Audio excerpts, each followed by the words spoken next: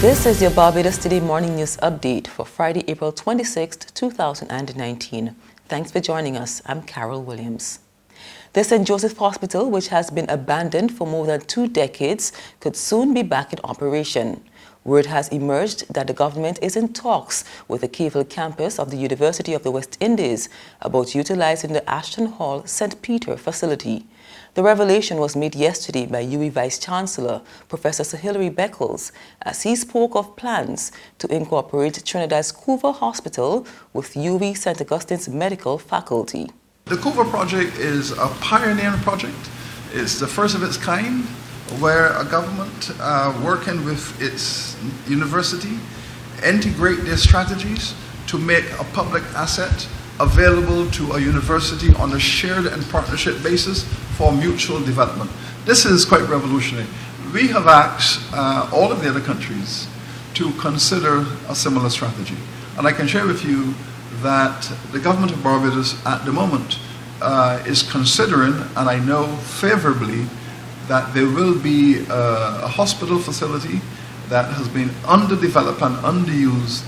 They are also now considering, given the government's Coover strategy here of making that hospital, it's called the St. Joseph Hospital, making that facility available to the Cavell campus along the Coover line.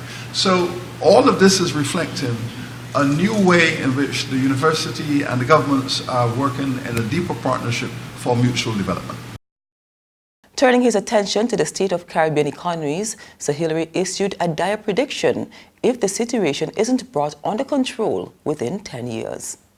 If we don't achieve sustainable economic growth in the next 10 years across the region, many of the social and cultural benefits that we have achieved will be eroded.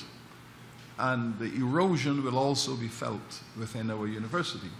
So therefore, we are primarily, first and foremost, committed to this business of economic transformation, economic growth, and in association with social transformation and social development. Only 20 public service vehicle operators so far have signed on to government's Transportation Augmentation Program that goes into effect on Sunday. The PSVs are being contracted to bolster the Transport Board's fleet of between 50 and 70 buses. Under the program, the PSVs will ply the routes assigned by the Transport Authority. The authority's chairman, Ian Estwick, tells Barbados Today's Randy Bennett that regardless of the support, the show will go on. I don't think it's going to hit the ground running that we're going to have 100 by Sunday. It's slated to start on Sunday, but I don't think we're going to have 100, far from 100 on Sunday, but it is something that we believe has to be done. You have to have people getting to work, children getting to school, pensioners getting about the business. And, we would hope that the PSVs, that is, the rural PSVs come on board. If they don't, then there are alternatives. So you said it's supposed to start on Sunday, so what kind of numbers do you think you're looking at for Sunday? I am not sure. I think just about 20 or so. Another man who was being sought by police is now in custody. Lawmen say 25-year-old Dario Arlington Hollingsworth, also called Dirk Mouse or Dirt, was being sought in connection with a serious criminal investigation. The bulletin was issued on Tuesday for Hollingsworth, whose last known address was number 42 Golden Rock Pine, St. Michael, and Henry Lane, St. Michael. The public and the media have been thanked for assisting in apprehending him. There's regional and international news after this short break.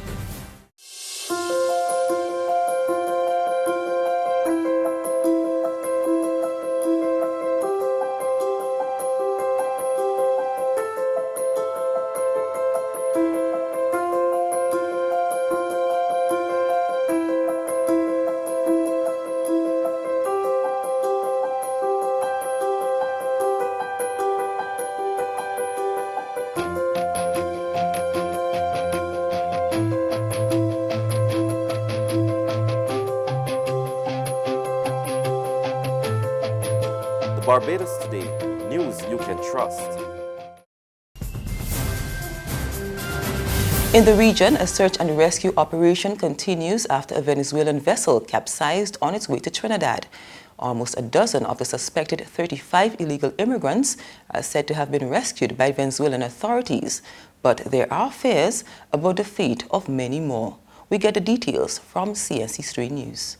But it's the first time such a tragedy has occurred so closely to our borders. Now, there are conflicting reports on this, but this is what we know. On Tuesday, a small vessel called the Yonayli Jose left Las Salinas in Garia en route to Trinidad. Now, Venezuelan reports suggest that this ride here was the expected route. It's at least 85 kilometers from Garia to at least Chaguaramas, but they only made it around the halfway point, as around 48 kilometers in, 2 nautical miles off Patos Island, it sunk, a few kilometers away from this country's borders. Now, there are conflicting reports as to how many people were on board. This country's Coast Guard initially suggested 25 people. Venezuelan media, well, they're saying closer to 35.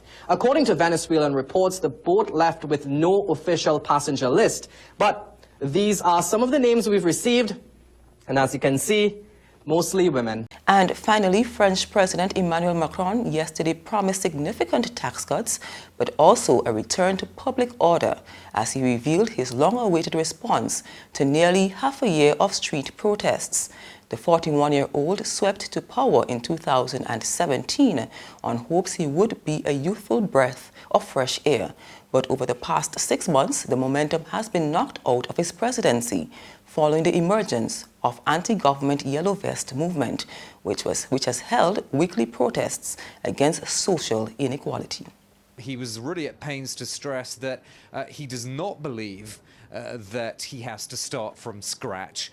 He thinks he's got to continue with basically the same policies because he thinks that the kind of fiscal discipline that he's been aiming at will actually allow France to spend more money on these tax cuts, which we heard more details about in this press conference. So 5 billion euros worth of tax cuts is what he's hoping to achieve. And he says that those will be financed by basically a mixture of 3 things. One is tackling tax havens, secondly, reducing public spending. And the third element is going to be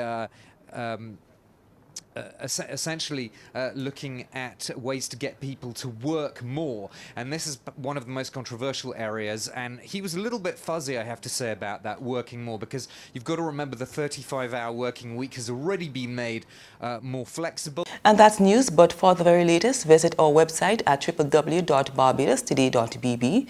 You can also subscribe to our e-paper, email updates, or like us on Facebook, and sign up for breaking news alerts via WhatsApp. We're also on Izumi Media in bus terminals, as well as screenplay at supermarkets and gas stations near you. You can also hear us on Mix 96.9 FM and Capital Media HD 99.3 FM. I'm Carol Williams. Have a good day.